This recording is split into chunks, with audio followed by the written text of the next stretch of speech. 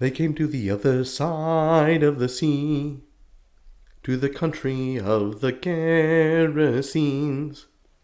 And when Jesus had stepped out of the boat, there immediately met him a man with an unclean spirit out of the tombs.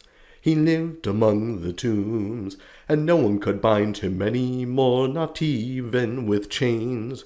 For he had often been bound with shackles and chains, but he tore all the chains apart and broke the shackles in pieces. No one had the strength to subdue him.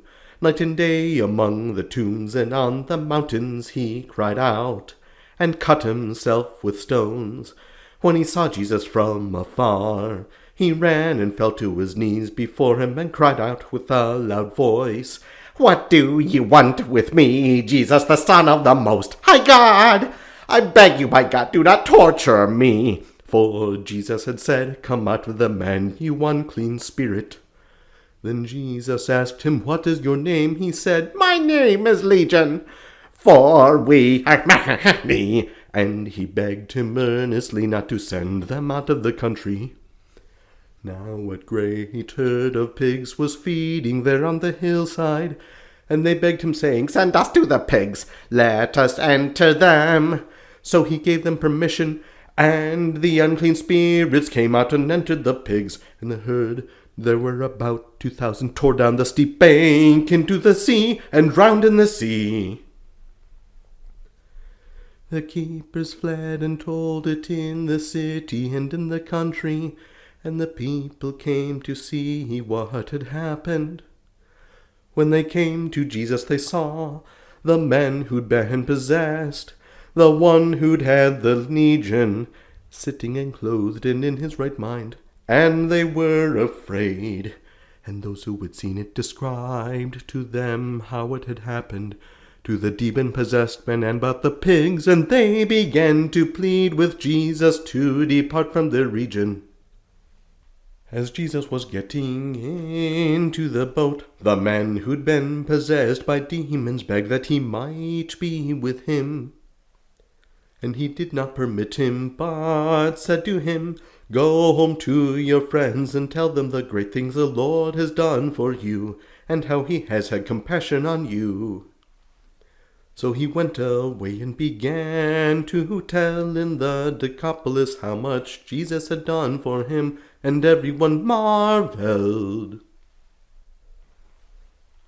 And when Jesus had passed again by boat to the other side, many people gathered around him as he was near by the sea.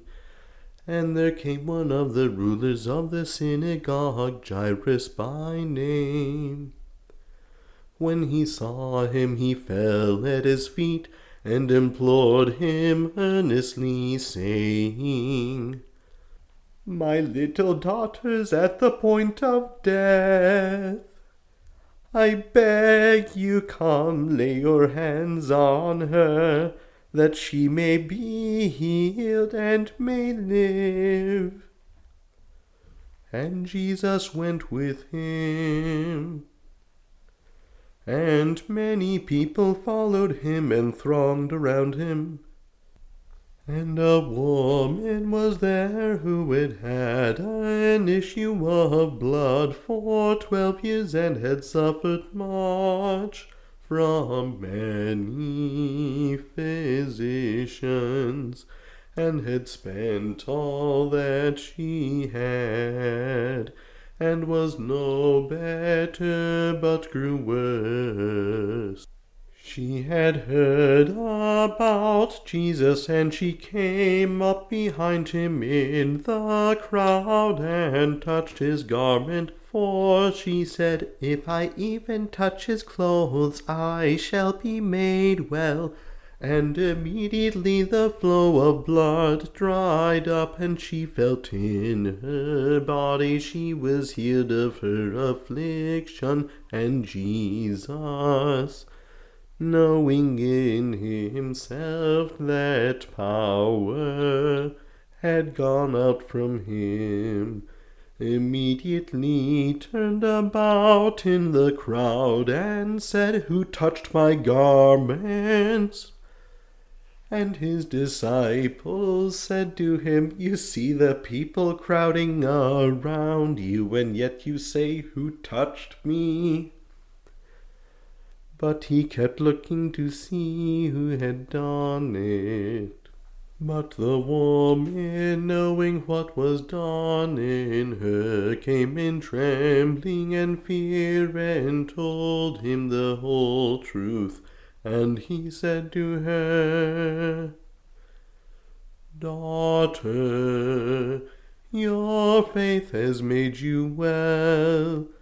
Go in peace, and be healed of your affliction." While he was still speaking, there came from Jairus' house some who said, "Your daughter is dead. Why trouble the teacher any further?"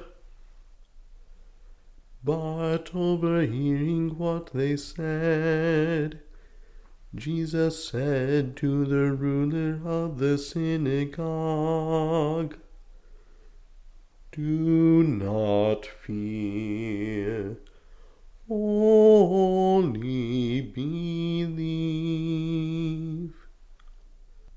And he allowed no one to follow him except Peter and James and John the brothers. He came to the house of the ruler of the synagogue, and Jesus saw a commotion, people weeping and wailing greatly. When he had come in, he said to them, "Why make all this commotion and weeping? The child is not dead, but sleeping." And they laughed at him. When he had put them all out, he took the child's mother and father and those who were with him, and went in where the child was.